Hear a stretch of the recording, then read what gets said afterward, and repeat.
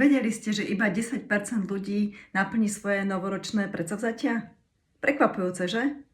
Až 90% pritom zlyhá. Ak patríte do tých 90%, spomente si, aké pocity ste mali, keď jedno predsavzatie za druhým padali dole a neboli ste ich schopní naplniť. Možno tam bol pocit viny, hanby, neschopnosti, zlyhania.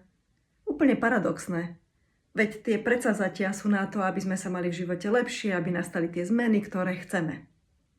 Ak teraz čakáte, že vám dám návod na to, ako to zmeniť, budete sklamaní.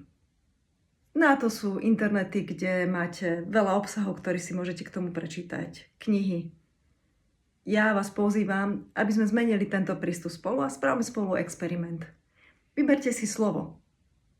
Slovo. Jedno. Ktoré vám pomôže rozvíjať, pestovať, posilňovať to, čo vy by ste chceli, aby sa vo vašom živote dialo. A tých slov je strašne veľa. Môže to byť zvedavosť, láskavosť, hranice, otvorenosť, pohyb, vďačnosť, sebauvedomenie. Vyberte si. Ako to funguje? Vyberete si slovo. Ja mám napríklad slovo otvorenosť. Napíšete si ho do mobilu, máte ho každý deň so sebou. Alebo na nejaký listok, ktorý si dáte pred seba, aby ste to mali stále pred očami. A začnite to slovo aktívne používať.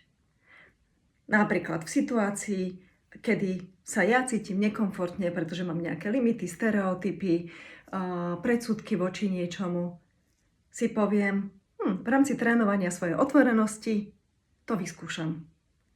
A stane sa to, že dostanem cenné poučenia, dozviem sa nové informácie, pocity a môžem si potom vybrať, či to tak chcem, alebo to tak nechcem. A práve slovo otvorenosť mi potom pomáha otvárať nové príležitosti, vzťahy, pretože to slovo aktívne používam a pomáha mi, aby som si v živote budovala to, čo chcem.